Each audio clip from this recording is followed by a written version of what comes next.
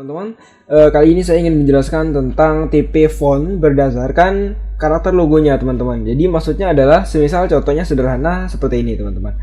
Misal teman-teman mempunyai perusahaan salon kecantikan gitu ya. Terus teman-teman bingung nih, milih fontnya seperti apa. Nah, tentu teman-teman kan tidak akan memilih font yang berjenis bold atau seperti logo font-font yang tebal gitu kan, tidak sesuai dengan karakter daripada perusahaannya. Nah, berarti teman-teman perlu yang namanya tipe font berdasarkan karakter logo, berdasarkan branding dari perusahaannya. Oke, pertama saya ingin jelaskan jenis font secara umum ya. Kalau saya hanya membaginya ada dua, teman-teman. Jadi ada sans serif dan serif. Kalau sans serif itu seperti ini. Ini saya referensi dari dafont.com, teman-teman. Ciri-ciri dari font sans serif adalah font tanpa ekor, teman-teman. Jadi maksud ekor itu adalah contohnya seperti ini. Misalnya kalau huruf yang berekor kan huruf S, nah misalnya huruf S ini deh, biasanya kan ada ekornya seperti ini, yang bawah juga ada. Nah, itu salah satu ciri daripada font sans serif. Nah, lawannya adalah font serif. Kalau serif adalah kebalikannya, berarti dia punya ekor, teman-teman. Nah, contohnya huruf V ini, jadi dia punya sejenis ekor di sini ya. Kemudian jadi ada tajam-tajamnya gitu.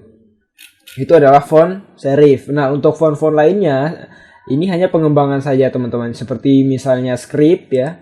Script kaligrafi seperti ini. Nah, kalau font seperti ini banyak digunakan di font-font yang mempunyai ciri feminim, teman-teman. Karena apa? Karena dia kan melengkung-melengkung seperti floral gitu ya. Nah, itu mencirikan kelembutan, kemudian mencirikan luas, fleksibel. Nah, itulah ciri-ciri dari font seperti ini. Jadi yang seperti ini banyak digunakan di font-font dunia kecantikan ya. Itu biasanya font-font script seperti ini, atau biasanya logo-logo studio fotografi biasanya menggunakan yang seperti ini, teman-teman. Oke, kemudian ada font misalnya yang modern. Nah, teman-teman bisa cari di dafont ini ya, agar mengenal lebih jauh lagi tentang karakter dari font. Di sini banyak sekali. Nah, ini adalah contoh font yang mempunyai style modern, teman-teman. Jadi seperti font God of War itu font-font modern semuanya, teman-teman. Di sini udah tersedia ya, sesuai dengan kategorinya.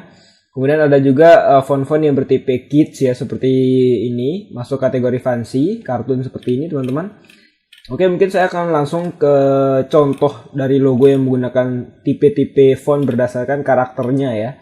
Di sini saya sudah menyiapkan beberapa logo, teman-teman, yang saya download dari internet ya.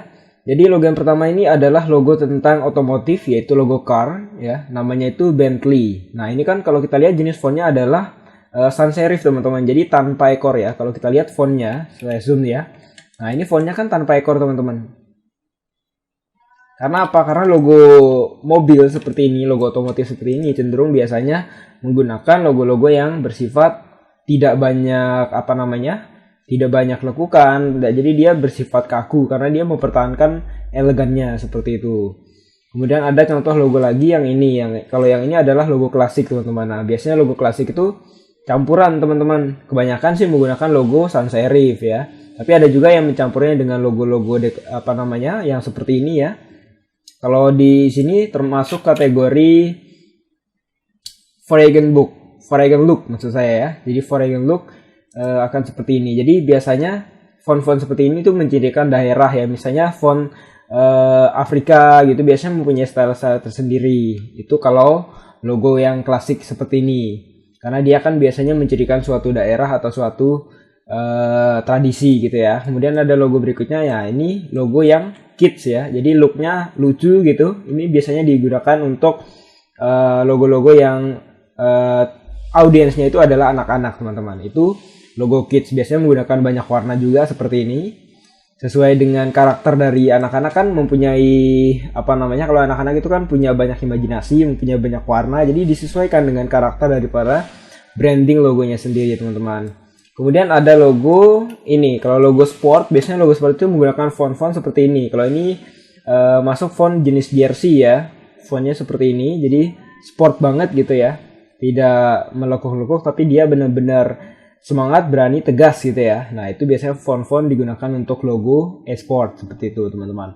Kemudian ada logo yang bersifat elegan. Nah, biasanya logo-logo elegan itu menggunakan tipe serif teman-teman. Jadi dia mempunyai ekor seperti yang kita lihat ini ya. Huruf W-nya ada ekor, huruf I-nya ada ekor juga. Ya, ini tidak begitu jelas karena resolusi dari gambarnya tidak terlalu bagus, teman-teman. Jadi kalau teman-teman ingin membuat sebuah logo yang sifatnya elegan, biasanya sih teman-teman sering menggunakan logo jenis serif. Jadi ada ada ekornya seperti itu. Biasanya sih kebanyakan logo seperti ini digunakan di hotel, teman-teman, karena dia hotel itu kan biasanya elegan gitu kan logonya. Kemudian yang terakhir itu ya ini feminim, teman-teman. Jadi logo-logo feminim itu biasanya menggunakan font-font jenis script seperti ini ya, yang melengkung-melengkung. Ini mencirikan bahwa dia itu dinamis, kemudian banyak shape gitu ya, banyak kurva.